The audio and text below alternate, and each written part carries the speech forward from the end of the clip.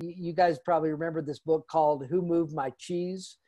And if you remember the book, it's sort of a metaphor about life and, kind of what we do to chase after our cheese, which could be significance or, growth in our ministries or whatever it might be. And, back in February, I think all of us were sort of going through the maze of life, and it wasn't perfect, but at least we knew where our cheese was, right? And we knew sort of what was expected of us and how ministry was supposed to operate. And then when March came, everybody's cheese got moved. And, to kind of answer, part of your question, Stan, I think part of what I've been encouraged by is how quickly churches were able to pivot. When, you're kind of used to a building being the gathering place, and all of a sudden that's taken away. And now your website or, a media platform becomes the gathering place. I've just been impressed with how quickly churches were able to sort of pivot, and some who just kind of upgraded their, digital experience, and some who had to figure out for the first time how to get online. So for me, that's been encouraging. I feel like pastors have really leaned in and tried to figure out like how do you best lead a congregation during this time? But I think also, of course, it's also raised a number of concerns and issues. I've had a number of pastors who said to me, man, I've just like never worked harder in my life than I have in these days. And in fact, I was just out in California last week, and I wrote down as I heard some of the pastors kind of sharing just where they were, and maybe some of you guys can relate to some of their comments, but I had one guy say, I'm just kind of lost some of my passion and drive to do ministry right now. He goes, I'm just honestly, that's where I am. Another pastor who said, I'm not doing well. In fact, that was my pastor. I sat down with him and had coffee with him a couple weeks ago. And I said, Doug, how are you doing really?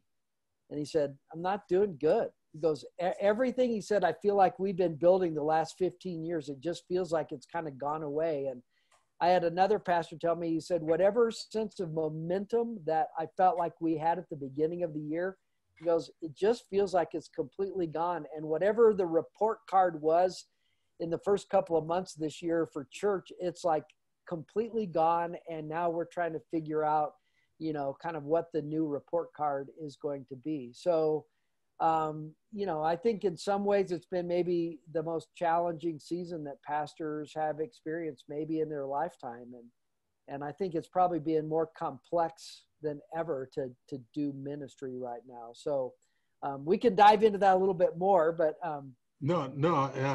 Yeah. So one of the things that I just noted is, and I've made this distinction before between being complex and complicated. Complex is like a watch, and the gears, function together, and it's very complex. But complicated, you can't understand the connections. You don't know why this or how this affects this over here. And so we've moved out of a complex world into a complicated world. And so, how do you see churches addressing that challenge of the complication of this? You talk about the pastor that you spoke to that was saying he's not doing well.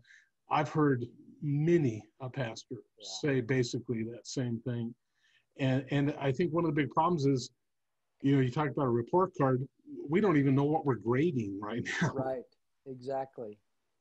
Yeah, the other day I kind of sat down and as I've been working with pastors and teams and just kind of, again, sort of like, okay, what are some of the common themes that I'm hearing right now? And I'm hearing a lot from pastors like the rules of the game just keep changing.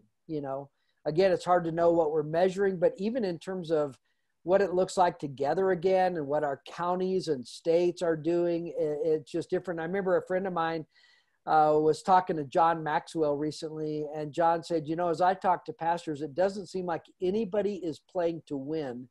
They're just playing to survive. And I just thought that's a really good insight because, one, we don't know what winning even looks like hardly. I mean, we all know the Great Commission hasn't changed, but in terms of sort of some of the normal metrics. And then I think right now it's impossible almost for pastors to know how to plan, right? it's unlike any other kind of disaster, because like, you know, when Hurricane Laura hit the South, you know, recently, well, they had 4 or 5 days to prepare. It hits, and now we're in recovery mode. But, you know, in terms of the pandemic, it's just like a moving target. And, you know, and then of course, you know, I think every pastor feels like, I don't know, at least in my lifetime, if there's ever been a moment where pastors have been more criticized. I mean, everything you do and say ticks off somebody, right? You can't do anything right, no matter what decision you make or say, it's going to tick people off, and people are more aggressive and stronger opinions. And, you know, I have one of my best friends pastors a church in Nebraska. And you know, early on in this thing, when the whole mask deal was coming into play, you know, he had 2 churches leave his church. Like, they left their church because they were recommending that people wear masks in the service. And so I'm constantly reminding pastors, just remember that behind all of that anger that everybody's spewing is a lot of fear. You know, and so if I can just see them as afraid instead of ticked off, it helps me to pastor them a little bit, you know, better. And of course, everything right now is being politicized, you know, left or right, red or blue, you know, and then you add on top of that, Stan, just this whole issue that I think pastors are just exhausted.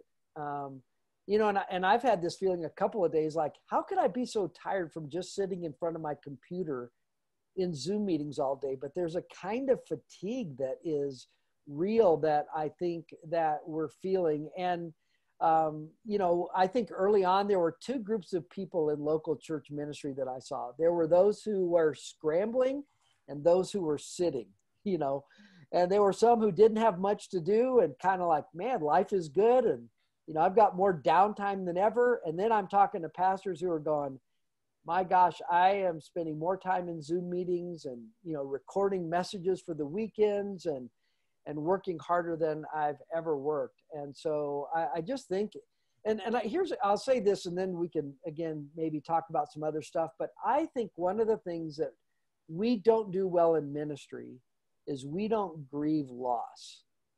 And so my challenge would be to, you know, all you guys, don't gloss over the loss. That this is a moment to, as a pastor, just embrace your humanity. Like, and to remember that God made you a person before he made you a pastor. He made you a sheep before he made you a shepherd. And I got to be honest, as a pastor, this is just not something I've done very well. As sort of a type A driven person most of my life. When I'm in crisis, man, I just put on my leader hat, right? You got to respond to the crisis. And when you're a leader, you put on your leader hat, you suck it up, you take the next step, make the next decision, and then you just move on.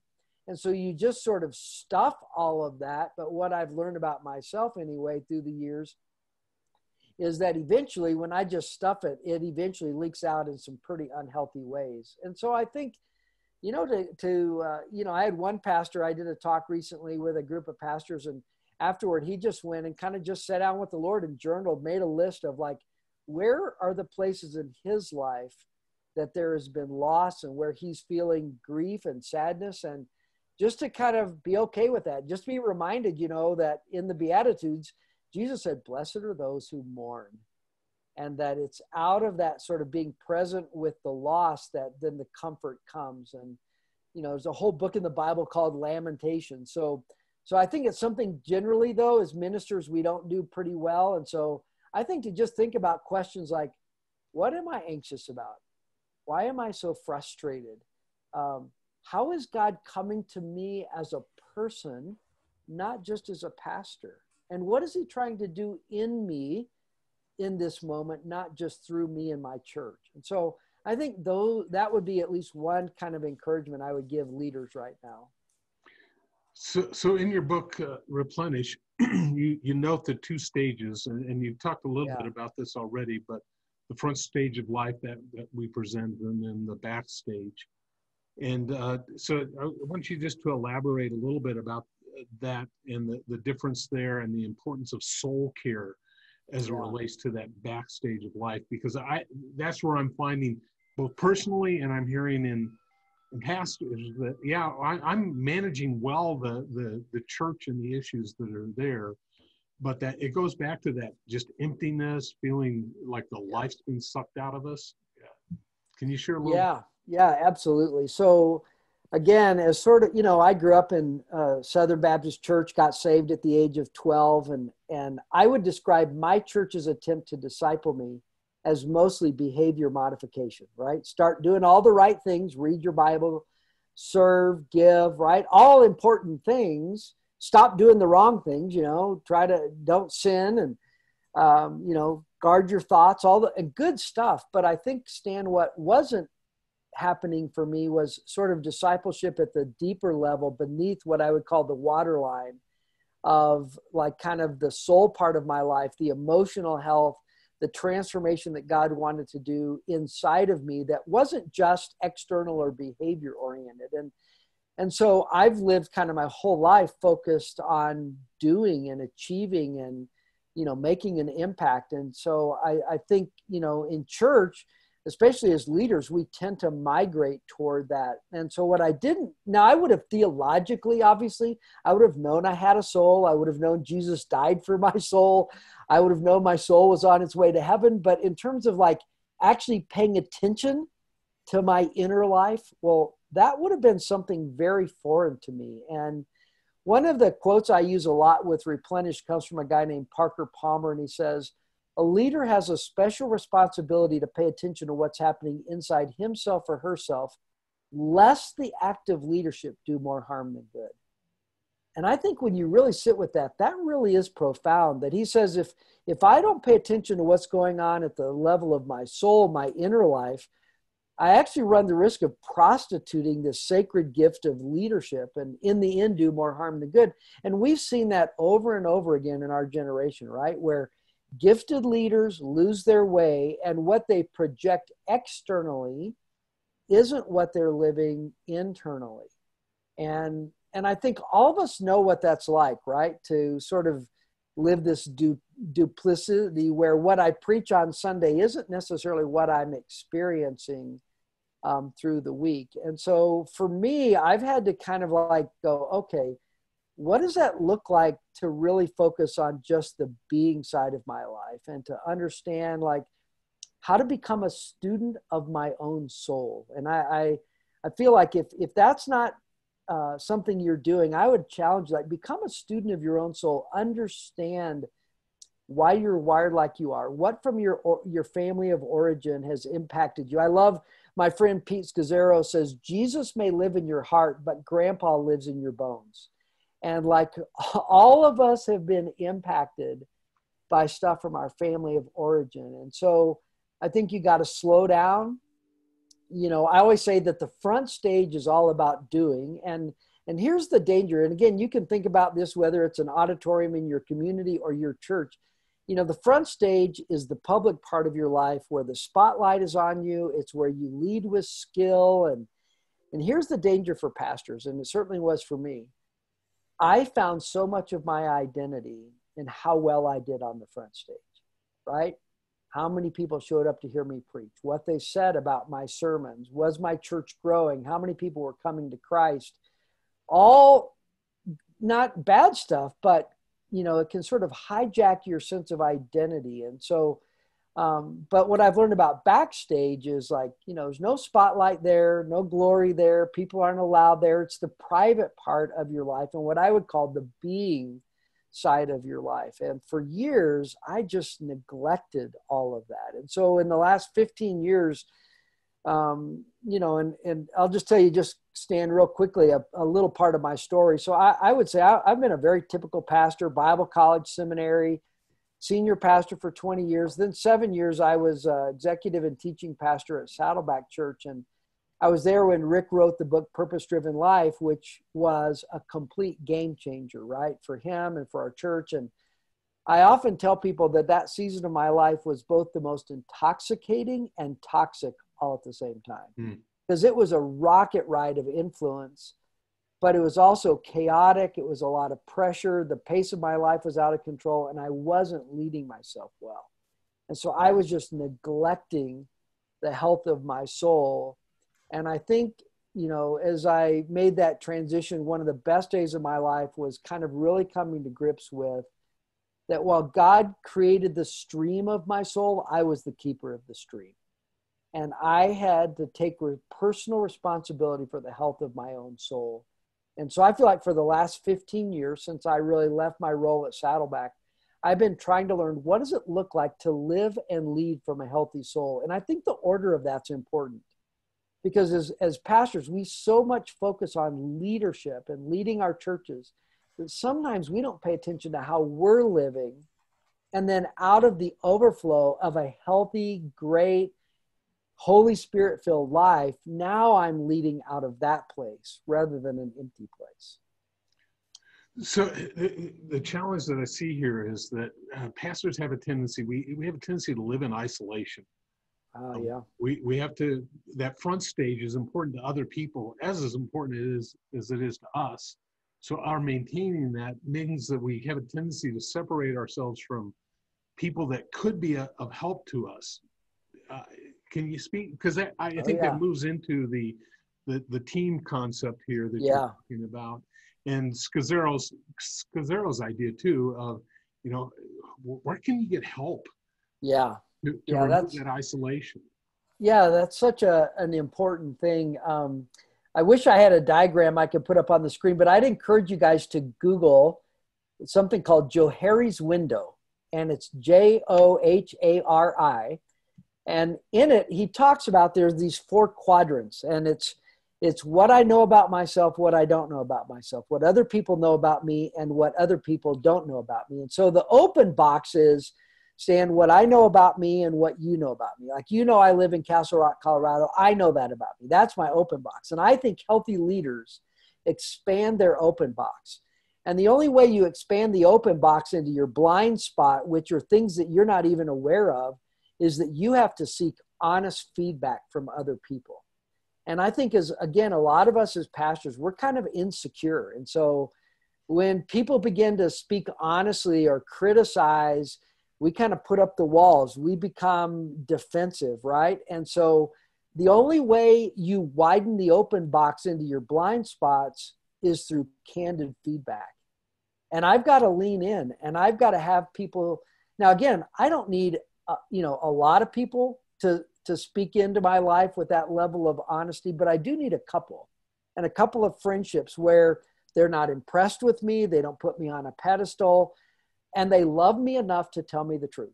And I think pastors need to grab 1 or 2 people that you trust and grab them by the collar and look them in the eye and say, I don't want you to just feel permission to speak in my life. I want you to feel a sense of responsibility. There's too much at stake in my life for me to blow myself up.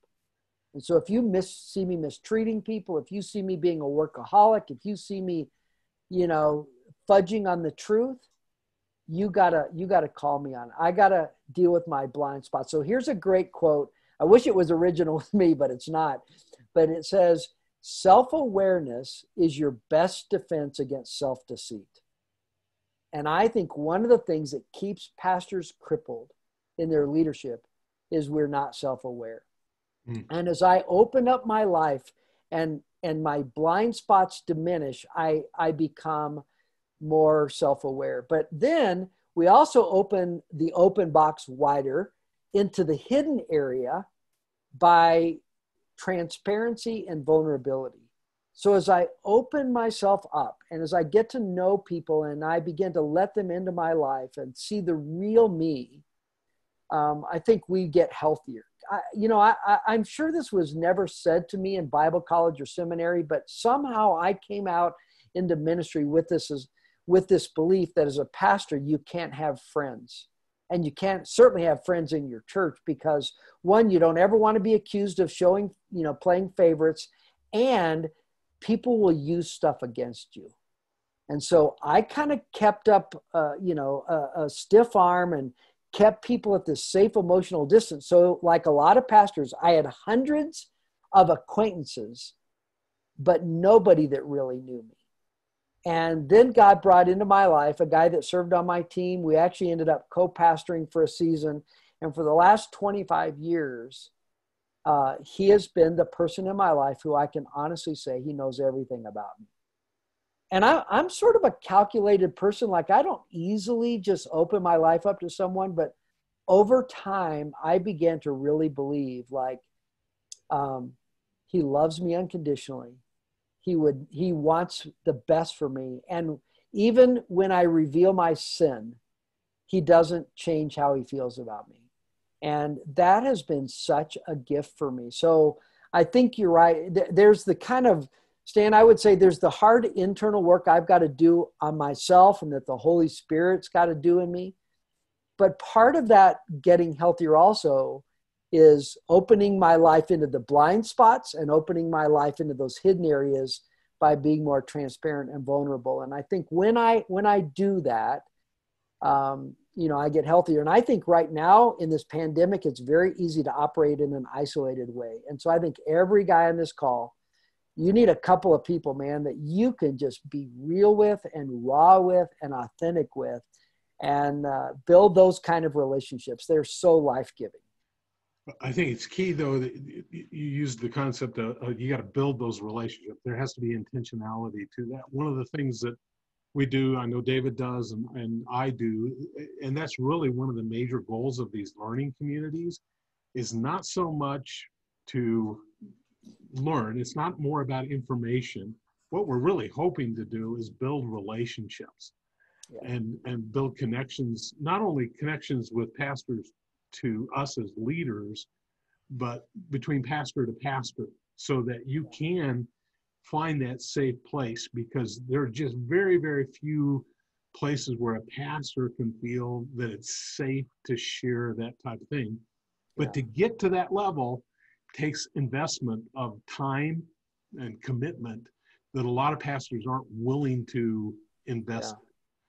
Yeah, and the trust, it does take time to build, where I can trust that it actually is a safe place. And so the more I begin to believe that, the more I'm going to be transparent and vulnerable about the real stuff that's happening in my life. And so it doesn't happen right away. But I think you alluded to one of the biggest barriers is not that pastors don't believe in this.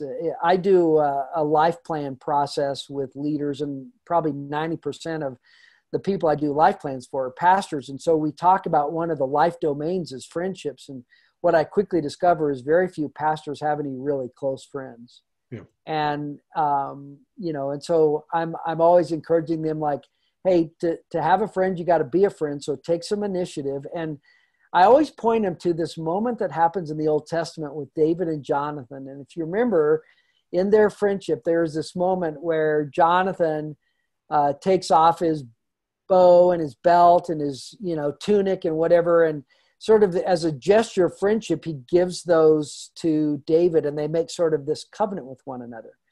And as men and as pastors, I don't think we're really great at this, but I think it's actually healthy for us to look another guy in the eye and go, you know what? I want to pursue a friendship with you. I want us to commit together to kind of get serious about this thing, which is going to mean it's going to have to be a regular thing on our calendar. We're going to have to grab lunch together every, 2 or 3 or 4 weeks. But we don't often articulate sort of the desire to go beyond a casual acquaintance to actually a deeper friendship. And that can feel a little uncomfortable, but I just think it's healthy for us to articulate that and just to decide we're really going to go after it. Yeah, it really takes somebody being, making themselves vulnerable, being honest, to break the ice so that other people can experience that same thing. Yeah, for sure. But that takes, it happens in small group ministry. It happens in ministry to pastor. Somebody's got to invest that. There's one of the guys that's on this call with us has a small group ministry with pastors where they've broken those barriers. There's that honesty that they can share. That's awesome. And it's kind of like a wellspring of life to be able to go and connect with those guys, because the barriers have been dropped and they're able to engage and be honest with one another. And so, and that's one of the things that we really are trying to build within the regions, is where can pastors go to get that sort of thing. Yeah. But it's hard. It's Yeah. very, very hard. I remember I was sitting in a meeting where Mark Miller, who is a vice president of Chick-fil-A, was speaking to a group of pastors. And at kind of the end of his talk, he said, you know, when you were born, God gave you a palette of colors with which to paint a rich and beautiful life. He said, my problem with you guys as pastors is you tend to paint with only one color, the ministry color. And I just was really convicted by that, because I think it is easy to let ministry be so all-consuming, right? Because it's not a 9-to-5 job. And a lot of us have a theology of availability, like I'm supposed to always be available and to live as though I don't have any limits. And so it just becomes all-consuming. And that certainly, when I was at Saddleback, that was the story of my life. But I'm thinking, like, there is a richness and texture to life that comes through friendships, through outside recreation, to hobbies and things that are outside of ministry that actually help us in the end be better pastors. And I think it's easy in a pandemic to go, man, you just got on your leader hat and you're charging ahead, and you don't take the time to pursue a friendship, to get time for yourself. One of the principles I teach in Replenish a lot is that self-care is not selfish, it's good stewardship. Oh. And it, you know, obviously in our self-absorbed culture, that can lead to selfishness. But when you care for your one and only life and you're refilling your tank, well, that's good for you. That's good for your family. It's good for your church, because I think we all know this. There's nothing worse than trying to do ministry when you're feeling empty. And I know, I've noticed that when I'm trying to do ministry from an empty place, it always leads to one of three things: burnout, disillusionment, and cynicism. And none of those are a fun place from which to try to lead the church of Jesus. What happens when you have all three of them? All the same. Then I think you are very empty, maybe. So yeah, well, yeah. Let's not talk about me right now. Yeah, no. Let's talk about other people, Stan. Yeah, getting too personal. So one of the things that you hit in your book that I think is so significant, and it's one of the chapters on rhythm. Yeah. That rhythm is essential. And I don't know if you hit upon it or I hit it someplace else, but rhythm is determined by the space between the notes. Yep. Yeah. And we're not good at creating space. We're the rhythm. We're good at communicating or building noise. So how do you establish or maintain rhythm in the midst of chaos? Yeah, gosh, this is such a great topic, and one that's been such a game changer for me, because I've always been, struggle with workaholism, excessively busy, and the honest truth is often kind of wore my busyness as a badge of honor. And so I think the lie I believed is that busy people are important people.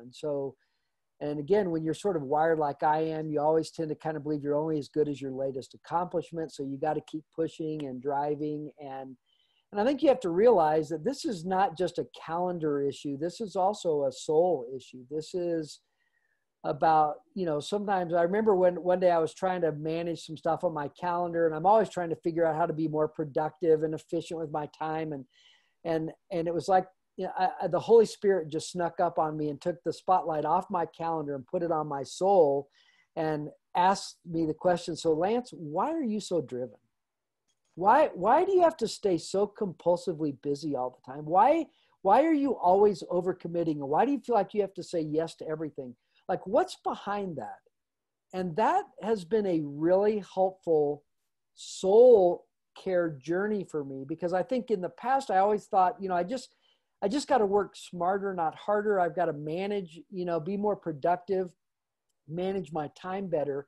And I think I realized that this whole issue of rhythm was not just an external issue, but it first began with an internal issue and asking some of the hard questions about what were the drivers that kept me so compulsively busy. And so again, when I came out of Saddleback, I was not in a good place. And I sometimes describe my life there as I was like an alcoholic who got a job at a bar.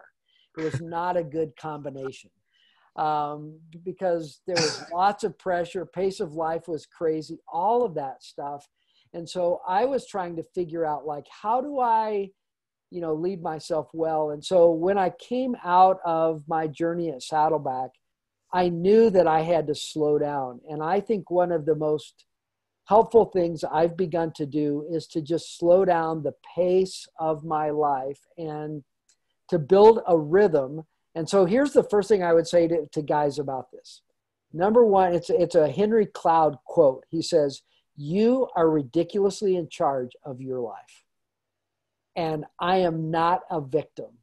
I get to decide where my time and energy is spent. And especially as senior pastors, we're way more in charge of our life and the rhythms of our life than sometimes we want to give credit for. And so one, I think you have to own it, and that your time and your calendar is where your time and your values converge.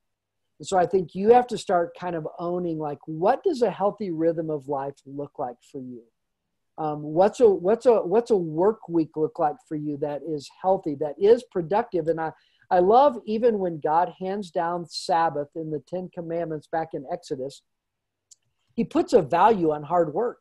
He says 6 days a week we are to work. And in fact, I believe if you don't work hard, you can't really appreciate Sabbath. The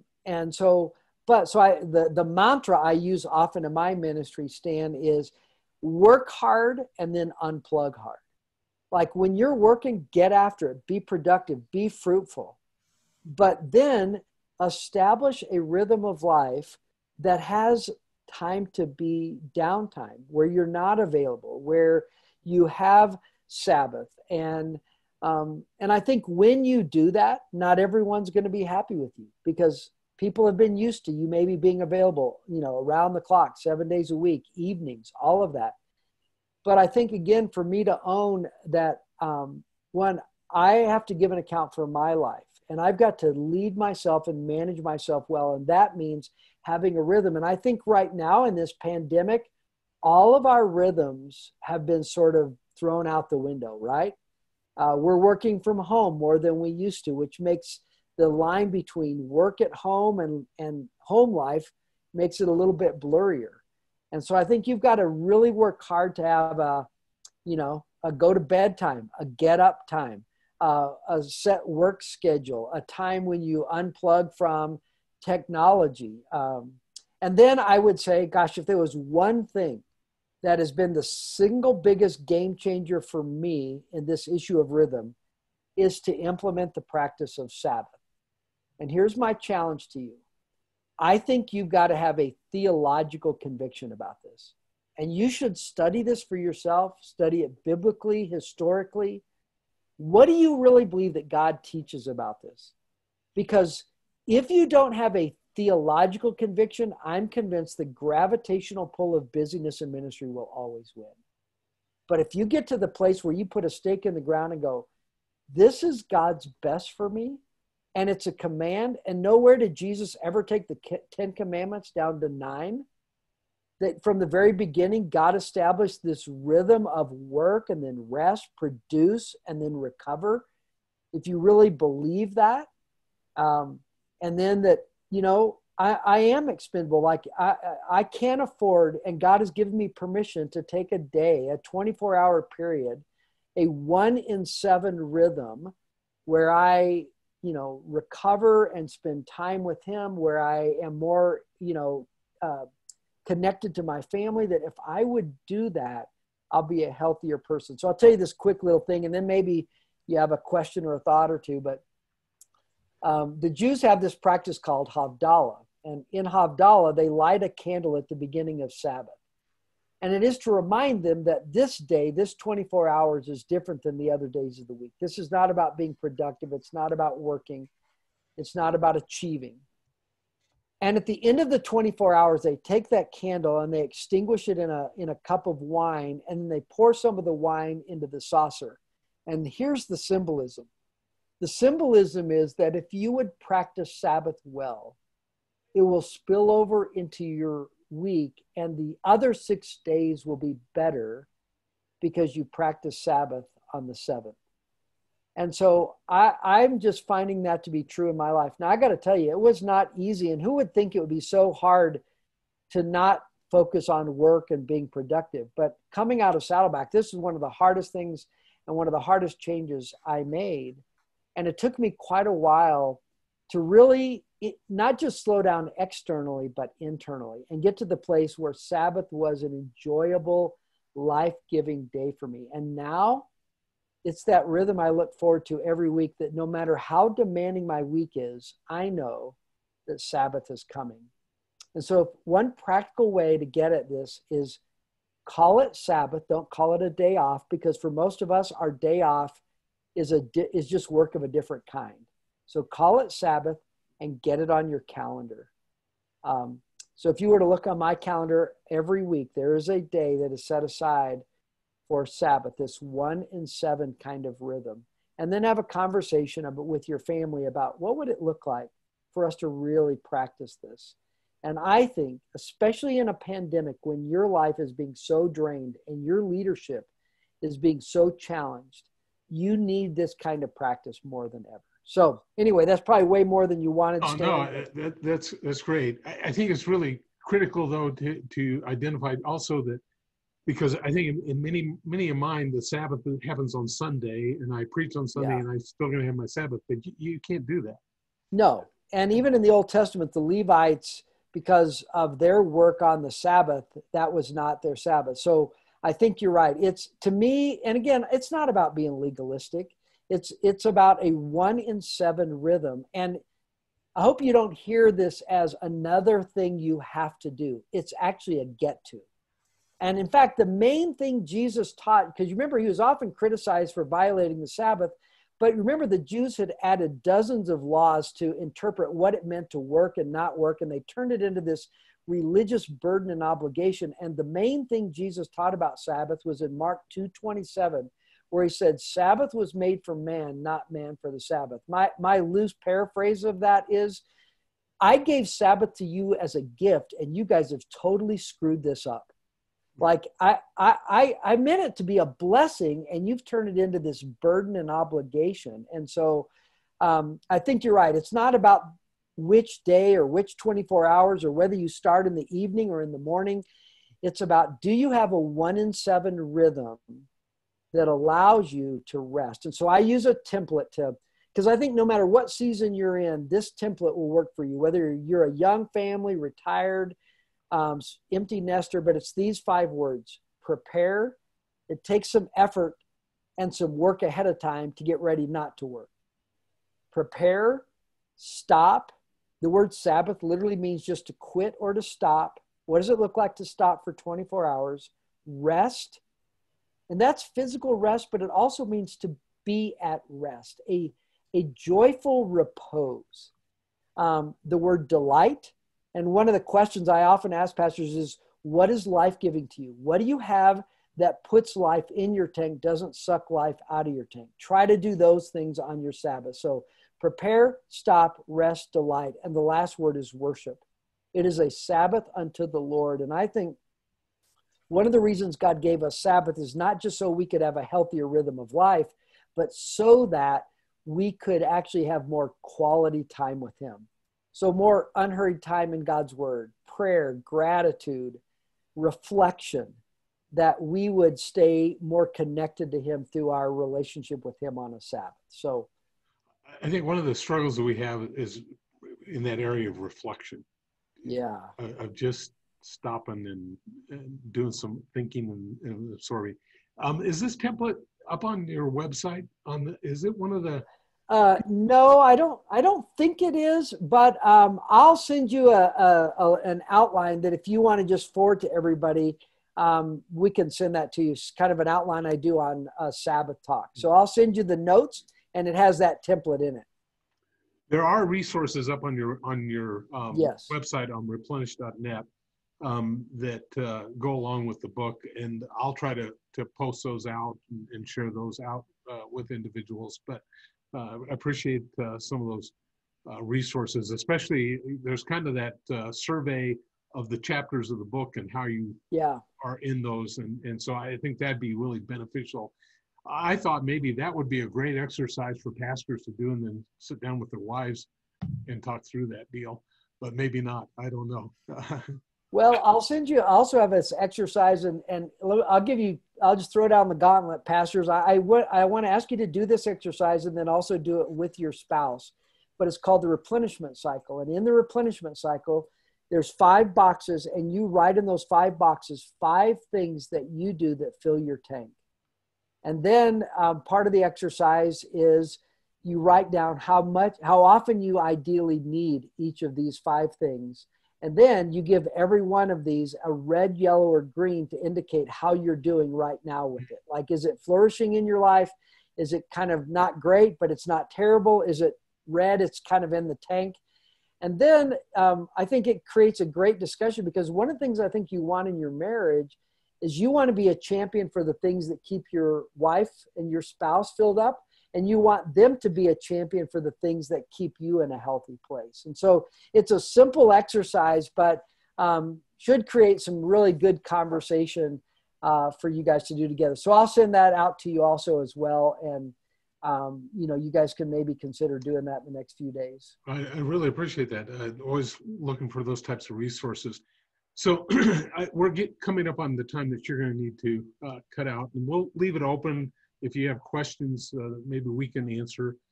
But I just wanted to hit upon the fact that we had initially thought about doing high impact teams and then switched over to this book. But we're going to follow this up in a couple months with high impact teams. We're going to move from this book into the high impact teams, because building team is so critical for leadership.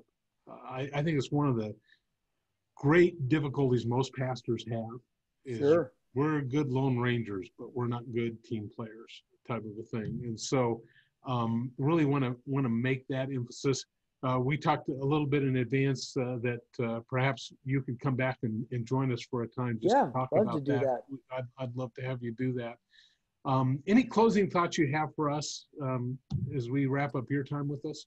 Well, I think a couple of things. One would just be, I think, on this high impact team thing, that the premise of the book is to go after both relationships and results. But I think right now, as you guys have pivoted, and obviously team doesn't mean full-time staff. It could be volunteers, right? It could be our team. I think, to make sure that while you're putting on your leader hat, to put on your shepherd hat. This is a moment where I think, your team and their families are going through different things. And I think so for you to be a good listener, for you to check in on how they're doing personally, to make sure you're helping them be better Christians, not just better leaders. And so I think just to be a present shepherd, and while you feel the pressure to lead and be decisive, don't forget to shepherd your team. When you stand on a stage, the easiest people to overlook are those people who are on the first couple of rows. And I think sometimes those closest to us, who are our teams, are sometimes the easiest people for us to overlook and maybe not do as good a job with shepherding them. And then the last thing I think I would say, Stan, I say it to myself, don't skimp on your time with God. Man, if there's ever a moment I need to be filled up with Jesus, if there's ever a moment your congregation needs you to be filled up with Jesus, it's now. It makes me think of in the book of Numbers, when God is dividing up the land among the Israelites and every tribe gets a piece of property. But to the Levites, he would say, I am your share and your inheritance. And where everybody else got property, they got presence. And, it's not that the presence of God wasn't available to everybody in Israel, but for those professional ministers, there was to be something a little bit different about their walk with God. And I think right now, as much as people need our leadership and our communication abilities, they need to smell the aroma of Jesus on our life. Like that we act like Jesus, we shepherd like Jesus, we listen like Jesus would. And I'm not going to do that if I'm empty. It's only when I'm filled up and I'm connected that then out of that healthy place, I can minister to others. So anyway, hopefully that's helpful and encouraging. Well, again, thank you so much for your time. And if you'll push those resources out, I'll try to get them out to the other guys. And Yep, I'll do that today, and you can just shoot them out. But again, thank you guys for what you do. Just serving the Lord in your local congregations, man, it matters, and it matters for eternity. Thanks again, Lance. We'll be in touch. Okay, thank you guys. Bye-bye. Thank you. So, just to kind of wrap this up, again, there's so many people on here. It's going to be really tough to open it up for interaction. Just encourage you to, if you can, connect with a learning community. We think that they're valuable. I guess the title of it, learning community, has a tendency to focus maybe on the informational side of it. But the reality is it's about building connections. And I just want to encourage you as a regional director. I know this is the same for David. We want to connect with you guys to help you out in this. And if we can connect you to you and then connect you to one another, we think we build a foundation for health and strength moving forward. So I know it's taking of your time, and your time is very valuable, but we want to try and help out in the midst of this. So if you haven't picked up this book, I'd encourage you to pick it up. Again, very short chapters, almost on the idea of the 40-day adventure type thing that Saddleback was famous for leadership. But encourage you to interact with one another. Find somebody another pastor that maybe you can talk through those types of things. But build those relationships, invest in those relationships. I think it's really critical. David, I don't know if you had any other thoughts you wanted to share at this point. In the field where I work with first responders, we have the mantra that you need to take care of yourselves so that you can continue to take care of others. And if that's not true of pastors, I don't know who that could be identified with, and paying attention to what's going on inside of ourselves so that there's a wholeness, there's an integration of the inward with the outward is really critical.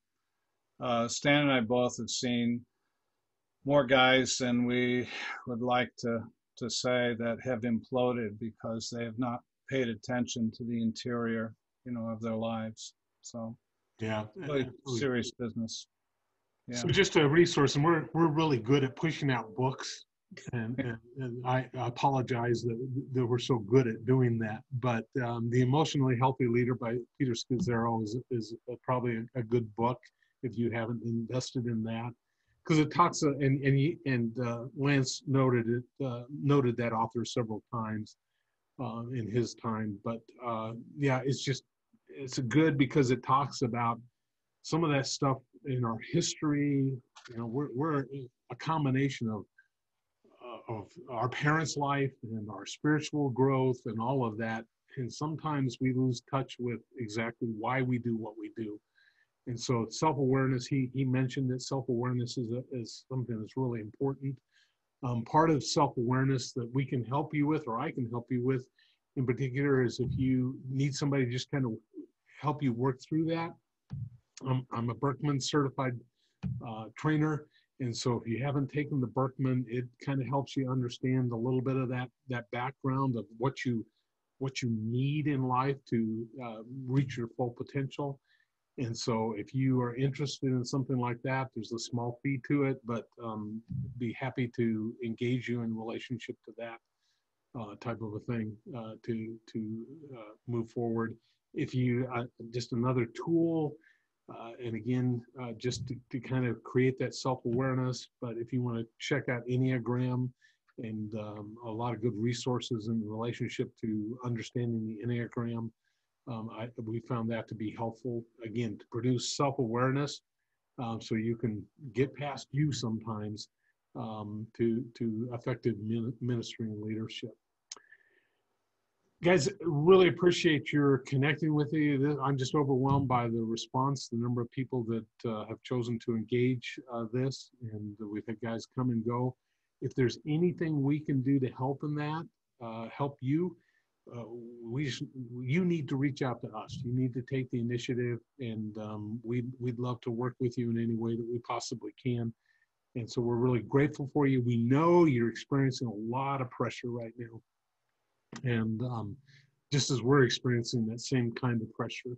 And right now, churches are more polarized, I think, than they've ever been. And you as a pastor find yourself oftentimes kind of stuck in the middle of the tension of two sides in that difficulty. And so you don't have to go it alone. If you're really discouraged, reach out to us. We'll try to give you resources, not just books, but point you in directions that can possibly help you in the midst of that. So we just really appreciate you, appreciate your leadership moving forward. So God bless. If you have questions, please shoot us an email or call us, do whatever you can to connect with us. But we're here to help you. All right. Okay, I did record it. I almost missed it. So I missed the introduction. I may have to go back and edit that. But I think we got the major impact of it. I'll be pushing that out if you want to listen again. Again, we're here to help you. May the Lord bless you. Hey, David, could you just close us in a word of prayer? Yeah. Lord, we thank you for your calling on our lives to serve your church. And we thank you for the gift of men like Lance WITT, who help to shepherd the shepherds. And we pray, God, for these men in their respective congregations that they will lead by example in resting and caring for their souls, even as they tend to the souls of their flock. And I pray about the weekend that's to come, ministry in front of us all. And I ask, God, that we will serve you to the best of our ability, our God-given abilities, and that we will in turn rest and recover and prepare for yet another week in front of us. In Christ's name, amen.